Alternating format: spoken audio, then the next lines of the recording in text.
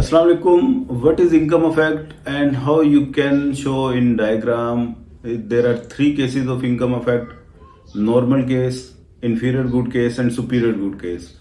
In this particular video, I will guide you in case of normal goods. When both commodities, X commodity and Y commodity, are considered as normal, how you can draw income effect and how you can plot their preferences. Actually, in normal good case, there are also three cases, sub cases. First one is when consumer preferred both goods equally.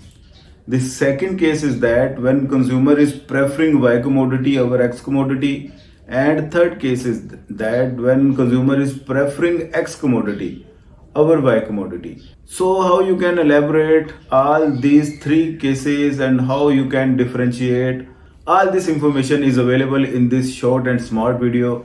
So let's make it start. This is my curtain.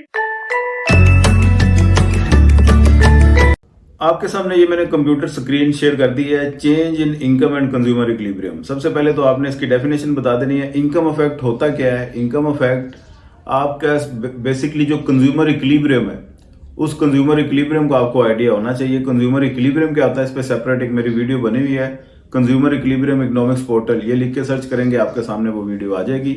वहां से जाकर के आप देख सकते हैं कि what is consumer equilibrium. बहरहाल उस कंज्यूमर इक्विलिब्रियम पे अगर किसी कंज्यूमर की इनकम में इजाफा या कमी हो जाए, उस इक्विलिब्रियम पे इंपैक्ट क्या आएगा वो हम डिस्कस करेंगे।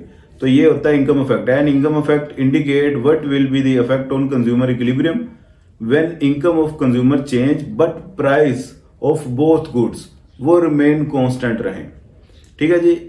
अब नीचे ये एग्जांपल लिखी हुई है जी। Assume that income of consumer increases, he will purchase more units of both commodities. Income increase होने के साथ वो अब अपनी उसकी परचेजिंग पावर इंक्रीज कर देती है, जिसकी वजह से एक्स और वाई दोनों के ज्यादा यूनिट अब वो परचेज कर सकता है।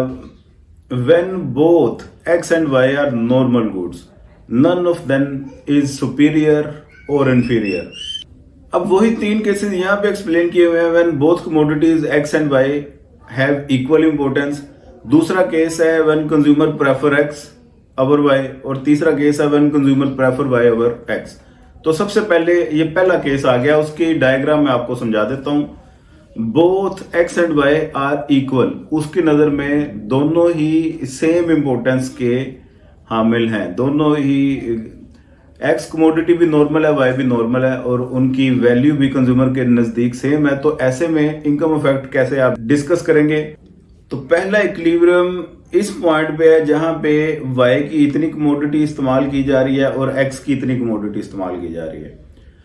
अब सपोज किया कि कंज्यूमर की इनकम इंक्रीज हो गई। इनकम इंक्रीज होने के साथ बजट लाइन में भी इजाफा होगा, और प्रीवियस बजट लाइन नीचे थी, उसके मुकाबले में अब नई बजट लाइन ऊपर चली जाएगी।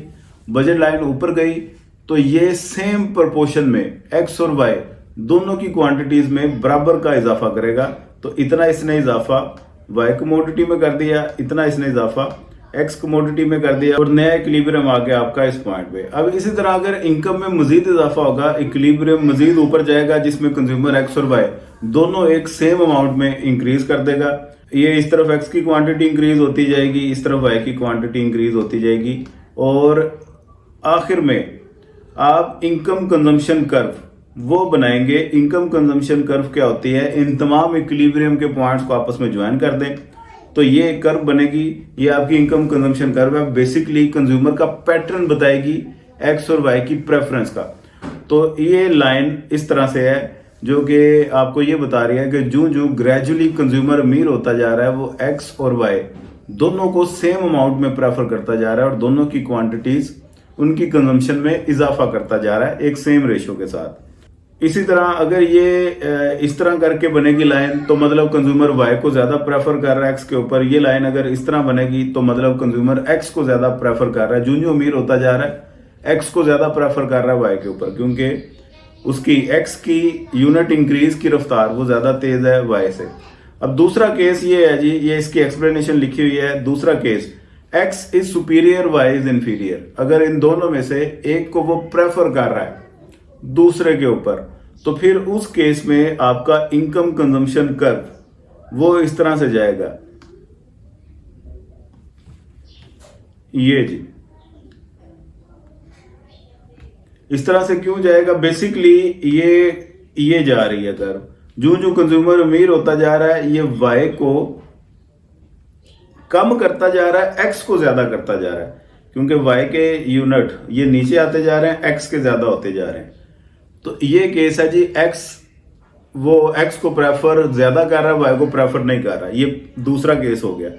तीसरा इसके ऑपोजिट केस है, जब वो वाई को प्रेफर कर रहा है और एक्स को प्रेफर नहीं कर रहा। इस केस में इनकम कंजम्पशन कर्व आपकी इस तरह से बनेगी। इस कर्व का मतलब है जो जो कंज्यूमर अमीर होता जा रहा है, ये बेसिकली ये कर्व ये है, एक्स के वो छोड़ता जा रहा है यूनिट, उसकी क्वांटिटी पहले से कम करता जा रहा है, वाई की क्वांटिटी ज्यादा करता जा रहा है। तो इसका ये एरो इस तरह से मूविंग है। तो ये इनकम कंजम्पशन कर्व है। ये तीनों केसेस आपको ग्राफिकली मैंने दिखा दिए, उम्मीद करता हूँ आपको समझ आ गई होगी। इसके कंप्लीट नोट्स हमारे पास अवेलेबल है, माइक्रो इकोनॉमिक्स के, मैक्रो के, प्रिंसिपल ऑफ इकोनॉमिक्स के, इंट्रोडक्शन टू इकोनॉमिक्स। आप बीएस कर रहे हैं, एडीपी कर रहे हैं, तो नोट्स आपको बने बनाए कंप्लीट गेस्ट पेपर के साथ मिलेंगे। वो किसी ने परचेज करने और रब्ता कर सकता है। सामने व्हाट्सएप नंबर आपको नजर आ रहा होगा। रिकॉर्डेड लेक्चर्स भी हमारे अवेलेबल हैं, वो किसी को चाहिए हो या ऑनलाइन क्लासेस किसी ने अवेल करनी हो, रब्ता कर सकता है। चैनल पे नए हैं तो सब्सक्राइब कर दीजिएगा। अपना ढेर सारा ख्याल रखिएगा। खुदा हाफिज।